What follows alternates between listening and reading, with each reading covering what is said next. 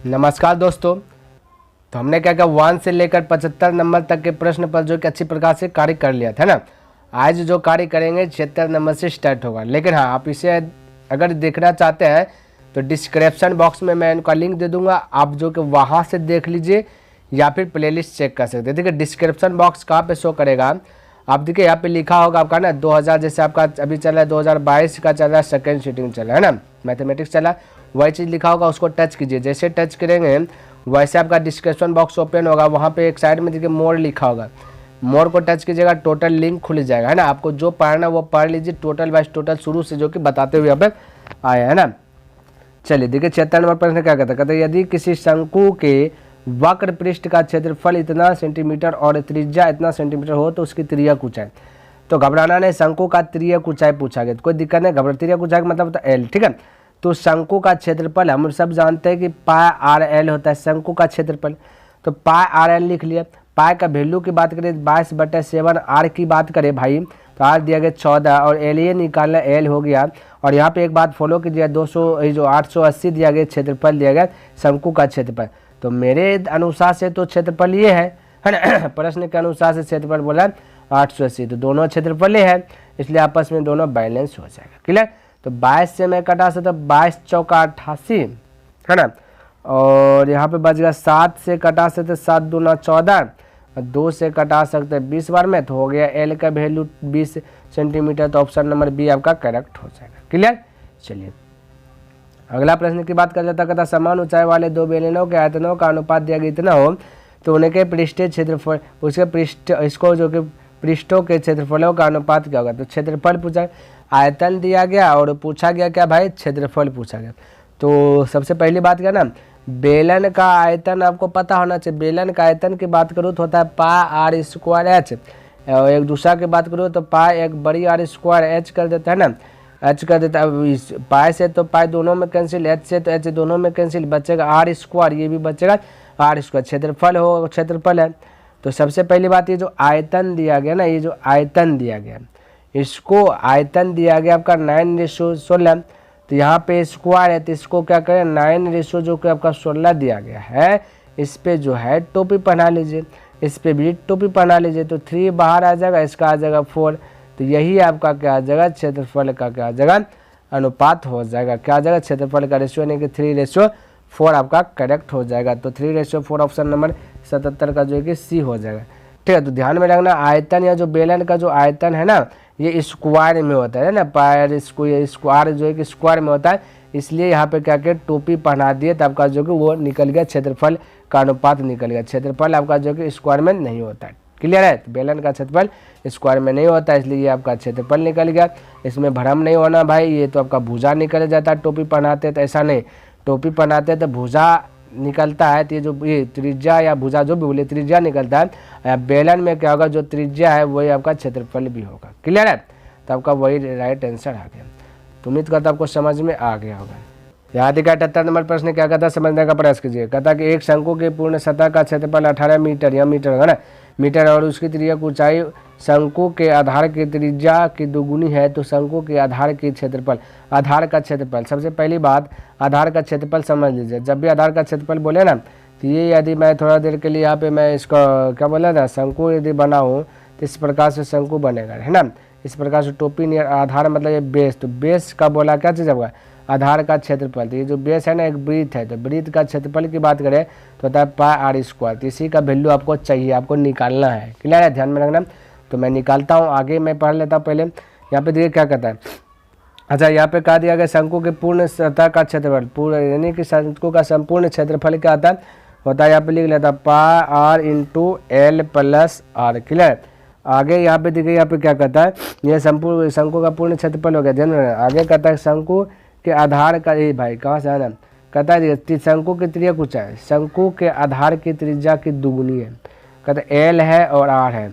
कहता है ये ना, कहता है कि शंकु की जो त्रिज्या कुछ है, कहता है एल जो है ना, आधार में जो भी त्रिज्या है उससे दुगुनी एल है। तो ये दुगुनी एल है, हमें बैलेंस करना है तो इसको 2 से गुना कर देते हैं, तो दुगुनी ये हो गया, दोनों बैलेंस में ना हो जाए, क्योंकि ये बोल दिया गया। देखिए एक बार फिर से बता, कहता शंकु की आधार की त्रिज्या जो है, कहता आधार की त्रिज्या की दुगुनी है। तो आधार की त्रिज्या की दुगुनी है क्या है, ये तिर्यक ऊंचाई है, तो तिर्यक ऊंचाई है ही है, एल को तिर्यक ऊंचाई कहते थे। मैं बैलेंस करना था तो आर में 2 से मल्टीपल के, तो दोनों आपस में क्या गए, बैलेंस हो गया। अब ध्यान से देखिए, जहाँ एल है वहाँ पे 2r रख दीजिए, है ना, जहाँ एल है वहाँ पे 2r रख लीजिए। और यहाँ पे और एक बात ध्यान में रखिए, शंकु का जो कि पूर्ण क्षेत्रफल जो कि हम लोग के अनुसार से ये आ गया है। अब प्रश्न में बोला 18 है, तो ये 18 हो जाएगा, इस सभी के बैलेंस में 18 हो जाएगा। क्लियर है। अब स्क्वायर कीजिए, बोले पाए तो पाए, आर तो आर, एल के स्थान पे 2r रखेंगे तो 2r प्लस 1r और हो जाएगा, है ना, बराबर हो जाएगा 18। तो बोले पाए तो पाए हो जाएगा, तो 2r 1r मिलकर 3r हो जाएगा, और यहाँ मल्टीपल करेंगे तो 3r स्क्वायर हो जाएगा, है ना, r गुना 3r गुना 1r तो 3r स्क्वायर बराबर 18। 3 से कटाने की बात करूँ तो 6 बार में कट जाए, 3 6 18। और हमें निकालना है क्या, पाई आर स्क्वायर। तो देखिए पाई आर स्क्वायर, ये नहीं बोले तो आधार का 3000, पाई आर स्क्वायर बराबर 6 दिखा गया ना। तो राइट आंसर ये भाई ऑप्शन हो, यहाँ पे देखिए मिस्टेक हुआ था 6, यानी कि ऑप्शन नंबर आपका 78 का ए हो जाएगा, जो कि यहाँ मिस्टेक से 2 3 लिखा गया। ठीक है, तो 6 आपका राइट आंसर आ गया। तो ऑप्शन यहाँ पे ए मिटा लीजिए ना, 6 कर दीजिए, तो ऑप्शन ए 78 का हो जाएगा, ध्यान में रखना। क्लियर। चलिए अगला प्रश्न की बात कर लेता हूँ। तो यहाँ पे देखो 79 नंबर भी वही है, तो थोड़ा सा समझे क्या, बस क्षेत्रफल सब है। कहते 2 गोले के आयतनों का अनुपात जो है कि ये दिया, आयतनों का अनुपात यहाँ पे देखिए रेशियो है ना, 8:27 है, ये ध्यान में रखना। थोड़ा सा यहाँ पे मिसप्रिंट हो गया, है ना। तो कहता है उनके संपूर्ण पृष्ठीय क्षेत्रफलों का अनुपात। सबसे पहले देखिए आयतन दिया 8 दिया गया 27। क्लियर है। आयतन गोला का जो कि आयतन होता है वो क्यूब में होता है, ये त्रिज्या जो होता है इसका क्यूब में होता है। तो इसका हमने क्या, इसका क्या क्या बाहर कीजिए पहले घनमूल, इसमें भी कीजिए, इसमें भी टोपी बना दीजिए। तो ये निकल जाए 2 और 27 का बाहर हो जाएगा 3, क्योंकि ये 3 का मतलब है ना, इस 27 को जो है ना, तो मैं कह सकता हूँ 3 × 3 × 3, 3 को का जोड़ा लगेगा तब एगो बाहर निकलता है, इसलिए 27 में 3 को 3 है तो 1 3 बाहर निकल गया, 8 में 3 को 2 है तो 1 2 बाहर निकल गया। तो इस प्रकार से मैं लिख सकता, ये जैसे निकल गया तो ये तो आपका आ गया त्रिज्या, एगो आर आ गया, है ना। हमें पूछा क्षेत्रफल होता है स्क्वायर में, तो इसका कर दीजिए स्क्वायर, तो हो जाएगा क्षेत्रफल, क्या जाएगा क्षेत्रफल, तो क्षेत्रफल की बात करें 4:9 हो जाएगा। तो ऑप्शन की बात करें तो ऑप्शन नंबर डी आपका करेक्ट हो जाएगा, 79 का राइट आंसर आपका डी हो जाएगा। क्लियर है, ध्यान में रखना। तो गोला का आयतन क्यूब में होता है, तो पहले हमने उसका घनमूल निकाल दिया, फिर उसका भुज घनमूल से बाहर आ गया त्रिज्या निकला, त्रिज्या फिर बनाया क्षेत्रफल। ठीक, देखिए अब 80 नंबर की बात कर लेता हूँ। तो यार ये क्या कहता है किसी गोले का संपूर्ण पृष्ठ का क्षेत्रफल जो है कि 616 सेंटीमीटर स्क्वायर है, तो गोले का व्यास क्या होगा। कोई दिक्कत नहीं, घबराना नहीं। तो गोले का संपूर्ण पृष्ठ क्षेत्रफल तो होता है 4πr स्क्वायर। क्लियर, ठीक है। तो ये क्षेत्रफल हो गया, और प्रश्न में दिया गया 616, ये भी क्षेत्रफल वो भी क्षेत्रफल, इसलिए दोनों आपस में बैलेंस हो जाएगा। ठीक है। अब इसको हल कीजिए तो 4 × 4 पाई का वैल्यू 22/7 × r स्क्वायर बराबर हो जाएगा 616 हो गया। 4 से कटा लेते हैं तो 4 5 4 का 4 बचे, 4 5 20 बच गया, बचा 1 यानी 4 4 16। 22 से कटा 22 से 54, 7 × 7 हो जाएगा 49। तो r बहुपट्टी जगह तो रूट के अंदर 49 हो जाएगा, 49 का बाहर आ जाएगा 7। हमसे पूछा गया व्यास, ऐसा कि त्रिज्या निकाल दिया फटाक से, ऑप्शन नंबर ए हमारा नहीं। व्यास पूछा गया तो डी, तो डी बराबर त्रिज्या का 2 गुना होता है, 7 को 2 गुना करिए 4, तो हो गया आपका व्यास। तो राइट आंसर की बात करें तो ऑप्शन नंबर बी करेक्ट हो जाएगा, ना कि ये होगा। ठीक है, तो ऑप्शन नंबर बी करेक्ट हो जाएगा 14।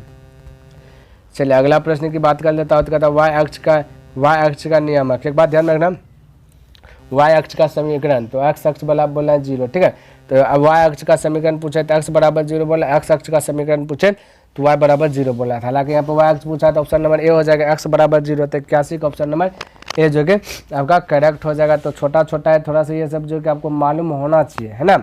चलिए अगला प्रश्न की बात कर लेता हो। तो यहाँ पे ध्यान से देखिए 82 नंबर प्रश्न क्या कहता है। कहता है 2 घनों के आयतनों का अनुपात इतना दिया गया तो क्षेत्रफलों का अनुपात। सबसे पहले देखिए आयतन घन का दिया गया 1:27 दिया गया। इसको यदि पहले भुजा में बदलें तो यानी ए निकाल ले, भुजा में बदले तो इसका घनमूल निकालना पड़ेगा, क्यूब दे देना। पहले तो टोपी बनाते थे स्क्वायर में, आयतन में आपको क्या करना, घनमूल निकालना। तो ये 1 का बाहर आ जाएगा 1, 27 का बाहर आ जाएगा 3। ठीक है, तो अब आपसे पूछ देगा क्षेत्रफल स्क्वायर में होगा तो इसको भी स्क्वायर दे दीजिए, इसको भी स्क्वायर दे दीजिए, तो 1 हो जाएगा 9। तो राइट आंसर की बात करें तो ऑप्शन नंबर सी करेक्ट हो जाएगा, और 82 हो गया right answer, option number C correct होगा। ठीक है, तो इस प्रकार से जो बोला हमने वही चीज़ कहते हैं। 83 नंबर की बात करें तो कहता है एक गोला जिसकी त्रिज्या इतना तो उसका आयतन होगा। तो गोला का आयतन आपको पता होना चाहिए क्या होता है ना। तो गोला का आयतन होता है 4/3 πr3। क्लियर है, तो 4/3 तो 3 हो गया, पाई तो पाई टूटा नहीं तो पाइए रह देता। आर की बात करें तो 2r है, इसमें पावर क्यू। तो फाइनली रिजल्ट की बात करें तो 2 को 3 बार लिखेंगे, 2 गुना 2 गुना 2, 8 8 चौके 32, तो जब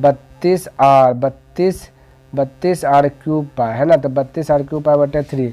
तो ऑप्शन की बात करें तो 32 पाई आर क्यूब बटे 3, यानी कि ऑप्शन नंबर आपका ए करेक्ट हो। उल्टा पुल्टा लिखा जाए तो कोई दिक्कत नहीं, तो ऑप्शन नंबर आपका ए करेक्ट हो गया, 32 पाई आर क्यूब बटे 3। क्लियर है। चलिए 84 नंबर की बात कर लेता, तो कहता है इतना अपना का क्या है ना, आपको माध्य 10 है तो x का वैल्यू ज्ञात करना है। चलिए माध्य निकालने के लिए फॉर्मूला कहता है ना, कुल संख्याओं के बटे कुल संख्या को जोड़िए। 6 8 14 14 24 20 3 23 23 23 23 और 13 26 10 36 36 प्लस x हो जाएगा, 36 प्लस x हो जाएगा बटे का संख्या 1 2 3 4 5 संख्या, तो 5 नीचे हो गया है ना। और माध्य दिया गया आपका 10, तो ये हो गया माध्य 10। तो ये भी माध्य इसलिए दोनों आपस में बैलेंस हो गया, क्योंकि माध्य निकाले तो माध्य कुल संख्या को बटे कुल संख्या भी किया, और यहाँ पहले से निकाल करके दे दिया गया है ना। तब 10 गुना 5 कीजिए, 10 बचा जाए 50, और ये 36 और पट्टी चल जाएगा, तो 50 में से 36 घट जाए तो x बराबर 14 बचेगा। तो जो कि right answer option number B correct हो जाएगा, 84 का राइट आंसर बी हो जाएगा। ठीक है, 85 नंबर ये आपका प्रश्न दिया गया और कहा दिया माध्य का। तो माध्य का निकालना है तो आपको क्या करना है, पहले इसको बढ़ते क्रम में सजाना है, छोटका से बड़का लेकर के जाना है। क्या क्या दिख रहा है आपको, छोटका 6 दिख रहा है, 8 दिख रहा है, 9 दिख रहा है, 15 दिख रहा है, 16 दिख रहा है, और 16 के बाद आपका 18 हो जाएगा, 18 के बाद 21 हो जाएगा, 21 के बाद 22 हो जाएगा, 22 के बाद 25 हो जाएगा है ना। जब माध्यिका के फॉर्मेट में सजा दिया तो फर्स्ट कटाइए लास्ट कटाइए, फर्स्ट कटाइए लास्ट, फर्स्ट लास्ट, जो बीच में गया बच गया वही आंसर। तो 16 बच गया, 16 answer option number A correct हो जाएगा। तो इस प्रकार से जो है फटाक से हल कर सकते। 86 नंबर देखिए कहता है इतना का बहुला ज्ञात कर। बहुला का मतलब बहुत, ला का मतलब वही आंसर, तो जो बहुत सारा ज़्यादा बार रिपीट हुआ है वही आंसर हो जाएगा है ना। तो 86 में देखिए बहुत ज़्यादा बार रिपीट क्या हुआ है खोजिए आप भी। जैसे 23 की बात करें तो 23 नहीं ज़्यादा, 15 की बात करें 15 भी नहीं, 25 की बात करें 1 2 3 25 है, तो राइट आंसर 25 हो जाएगा। बाकी बात तो कुछ ज़्यादा दिख नहीं रहा, तो ऑप्शन नंबर ए बी हो जाएगा। तो जो सबसे ज़्यादा बार रिपीट होता है वही आपका आंसर होता है, ना कि जो कि सबसे बड़ा वैल्यू आंसर होता है। ये बात भी ध्यान में रखना, क्लियर है, क्योंकि बहुत सारा स्टूडेंट जो गलती करते हैं, इसलिए मैं बताता हूँ। देखिए 87 कहता है इतना तक का परिसर ज्ञात कीजिए। परिसर थोड़ा सा माइंड में रखिएगा, परिसर बहुत ईजी है। परिसर कहता है सबसे बड़ा माइनस सबसे छोटा। सबसे बड़ा की बात करें तो 32 है, और सबसे छोटा की बात यहाँ पे कर लूँ तो सबसे छोटा की बात करो तो 12 दिख रहा है सबसे छोटा का, और कुछ दिख रहा है भाई 11 से भी छोटा और कुछ दिख रहा है क्या? देखिए भाई एक नज़र आप भी दोहराइए, 11 से छोटा और कुछ दिख रहा है क्या? तो 12 11 के बाद तो भाई छोटा सबसे 18 17 10 6 दिख रहा है, यार देखिए 6 दिख रहा है ये भाई, 6 घटाइए तो हो जाएगा 26 है ना। तो क्योंकि 26 32 तो 26, तो right answer option number C correct हो जाएगा। तो सबसे बड़ा माइनस से सबसे छोटा घटाना है ना। चलिए 88 नंबर की बात करते कहता वर्ग अंतराल इतना, तो 130 और 150 का वर्ग अंतराल क्या होगा? तो वर्ग अंतराल जोड़ के 2 से भाग देना है ना। टोटल को जोड़िए 5 0 0 0 5 3 8 1 1 2 हो गया। 280 को 2 से डिवाइड कर दो तो हो जाए 140, तो राइट आंसर 140 हो जाएगा। देखिए 89 नंबर प्रश्न क्या दिया, कहता है यदि 4 लगातार विषम संख्याओं का माध्य इतना तो सबसे बड़ी संख्या क्या होगा? तो बिल्कुल घबराना नहीं, विषम संख्या पहले एज्यूम करना। मान लेते हैं पहला x होगा तो दूसरा x + 2 होगा, क्योंकि भाई कोई भी विषम संख्या निकलेगा, मान लेते कुछ भी आंसर निकलेगा 3 निकलेगा, तो 3 में 2 जोड़ेगा तो 5 हो जाएगा है ना। और 3 में से यहाँ पे तो विषम से फिर एक हो जाएगा, ध्यान से देखें, एक हो गया x, तो एक हो गया x + 2, एक हो जाएगा भाई कहाँ तीर उड़ा गया, एक हो जाएगा x है ना भाई, कहाँ क्या हो गया x + 2, एक हो जाएगा x + 4, एक हो जाएगा x + 6, टोटल 1 2 3 4, देखिए 4 हो गया ना। अब ध्यान से देखिए ये माध्य दिया गया, तो माध्य निकालने के लिए कुल संख्या के बटे कुल संख्या करते हैं, तो जोड़िए 1x 2x 3x 4x, तो हो गया 4x, और इसको जोड़िए 2 4 2 6 6 12, तो हो गया 12, टोटल 4 थे, टोटल नीचे में लिख दिया। यहाँ पे माध्य निकाल के पहले से दिया गया कितना 6 दिया गया, तो यहाँ पे लिख लिया हमने 6 लिख लिया, ठीक है। तो ये भी माध्य है, ये भी माध्य है, क्लियर। अब यहाँ ध्यान से देखिए, इसको हल कीजिए, 4 गुना 6 6 चौक हो जाए 24, और 4x बराबर 12 पट्टी जाकर घट जाएगा 24 में, तो बच जाएगा 12, 4 से कटाएगा 3 बार में, तो x का वैल्यू निकल गया 3। और आपसे पूछा गया कि सबसे बड़ी संख्या पूछा गया ना, तो ये तो x तो हमने माना थे, तो सबसे छोटी हो गया 3। अब सबसे बड़ी संख्या यहाँ पे देखिए, तो x के स्थान पर रखे 3 और 6 जोड़िए तो 9, तो राइट आंसर हो जाएगा आपका 9। तो देखिए विषम संख्या हो गया ना। तो इसलिए यहाँ पे अब ये 1 2 3 लेकर रखते हैं तो गलत ना हो जाता। तो ये भी हमने ये 2 बनाया, 4 बनाया, 6 बनाया, ताकि x जो भी विषम संख्या निकलेगा तो विषम में सम जोड़ेंगे तो हमेशा क्या निकलेगा, विषम संख्या, ये रिजल्ट निकलेगा। ये माइंड में सेट कर लीजिए, जब भी भाई विषम प्लस सम करेंगे तो आंसर हमेशा आएगा विषम होगा। इसलिए पहला x, दूसरा x प्लस 2, 4 6 यानी सम। क्लियर, तो राइट आंसर 9 हो गया। नेक्स्ट प्रश्न की बात कर लेता हूँ। 90 नंबर दिया कहता निम्नलिखित में कौन केंद्रीय प्रवृत्ति की माप नहीं है। तो केंद्रीय प्रवृत्ति की माप कौन नहीं है, माध्य है या माध्यिका या बहुलक या परिसर। इसका राइट आंसर बोलिए। तो इसका राइट आंसर होगा परिसर। परिसर जो कि केंद्रीय प्रवृत्ति की माप नहीं है। बाकी बात माध्य है, आपका माध्यिका भी होगा, बहुलक भी होगा। क्लियर है। चलिए नेक्स्ट प्रश्न की बात कर लेता हूँ। तो 91 नंबर दिखे कहता है यदि किसी बराबरता सारणी का माध्य जो कि यदि 27 हो और माध्यिका इतना हो तो बहुलक क्या होगा। चलिए बहुलक बराबर फॉर्मूला लिख लेता। तो बहुलक बराबर फॉर्मूला कहता है 3 माध्यक। चलिए लिखिए लेता है ना, तो बहुलक है ना, बहुलक, तो बहुलक बराबर फॉर्मूला कहता है 3 माध्यक, 3 माध्यक माइनस 2 माध्य है ना, तो ये फॉर्मूला कहता है। चलिए तो 3 माध्यक के स्थान पे रख लेता हूँ 33, तो 33 लिख लिया, माइनस 2 तो 2 माध्य का स्थान पर रख लिया 27। 33 गुना 3 की जगह 99 हो जाएगा, 22 दूना 27 गुना 2 की जगह तो हो जाएगा 54। अब घटाइए, 9 में से 4 गया तो 5, 9 में से 5 गया तो 4, तो 45 right answer option number C correct हो जाएगा। 91 का राइट आंसर सी हो गया। क्लियर है। चलिए अगला प्रश्न की बात कर लेता हूँ। तो यहाँ पे देखिए 92 नंबर प्रश्न कहता असंभव घटना की प्रायिकता। असंभव घटना का प्रायिकता देखिए क्या होता है। तो भाई यहाँ पे आपका बट्टा का चिन्ह छूट गया तो बट्टा यहाँ पे लगा देना, ठीक है। तो आपका कहाँ पे का नंबर प्रश्न है, 92 नंबर प्रश्न में थोड़ा सा बट्टा है, छूटा गया। तो यहाँ पे भी बट्टा है। तो असंभव घटना की प्रायिकता, असंभव घटना की प्रायिकता 0 होता है, हमेशा ये फिक्स कर लीजिए, ठीक है। तो राइट आंसर की बात करें सी हो जाएगा, तो 92 का भी हो जाएगा सी। क्लियर। चलिए 93 नंबर प्रश्न देख लेता हूँ। देखिए क्या कहते हैं। कहते हैं यदि प्रायिकता किसी घटना ई की प्रायिकता हो तो निम्नलिखित में कौन सी सही है। कहता है यदि प्रायिकता किसी घटना ई की प्रायिकता हो तो कौन सा जो कि सही हो। अब देखिए 93 नंबर प्रश्न की बात कर दिया, ये वाला प्रश्न दिया गया, इसको हल करना है। उसके बाद ध्यान में रखना कौन सा सही है पूछा गया। चलिए भाई बताओ, प्रायिकता हमेशा 0 और 1 के बीच में ही निकलता है, ये बात ध्यान में रखना है ना। 0 भी निकल सकता है या 1, ये सबके बीच में निकलता है प्रायिकता। क्लियर है, ध्यान में रखना।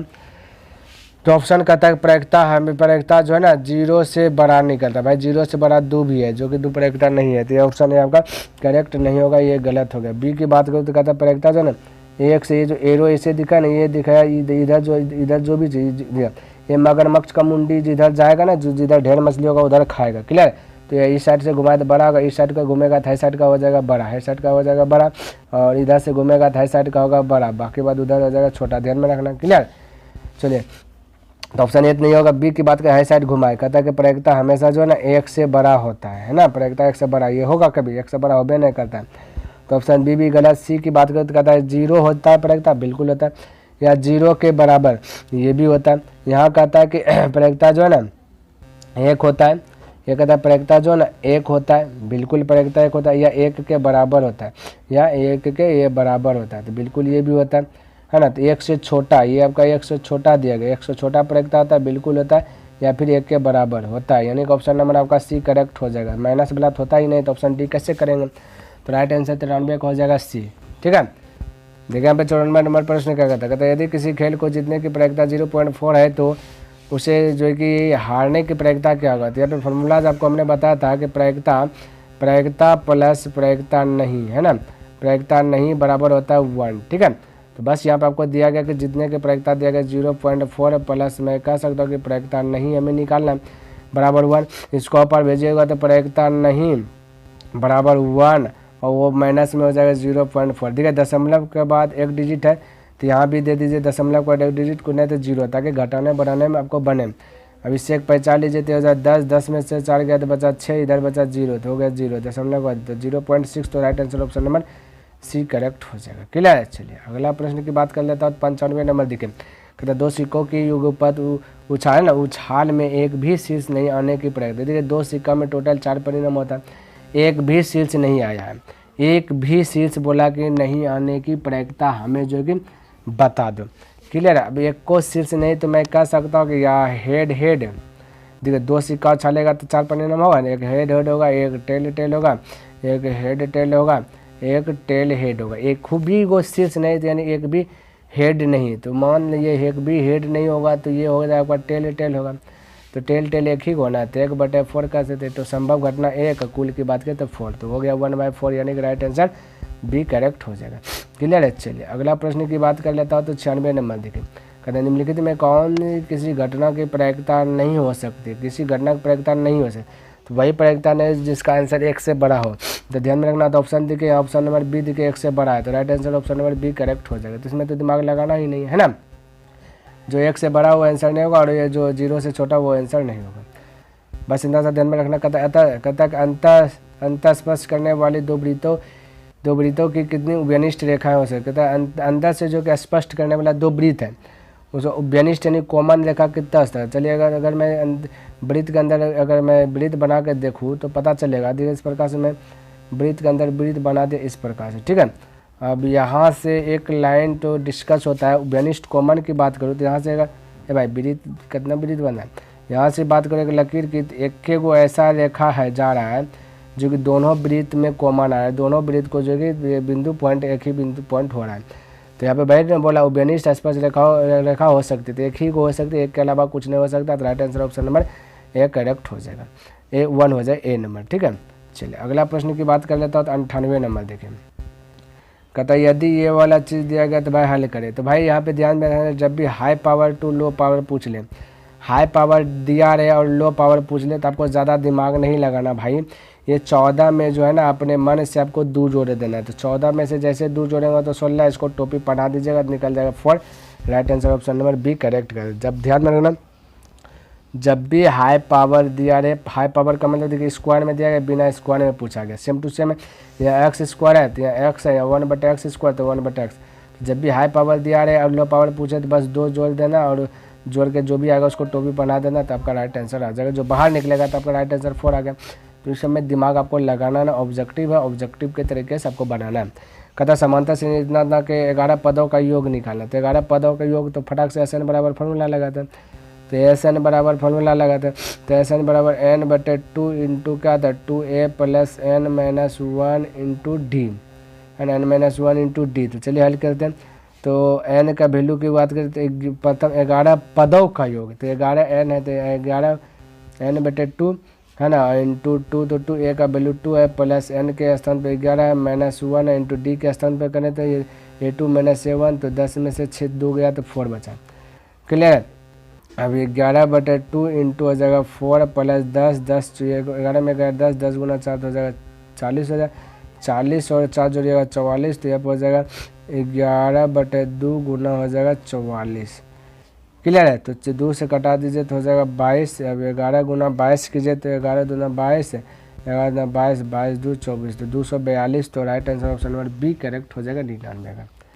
क्लियर। चलिए नेक्स्ट प्रश्न की बात कर लेता, तो 100 नंबर प्रश्न देखिए क्या कहता है।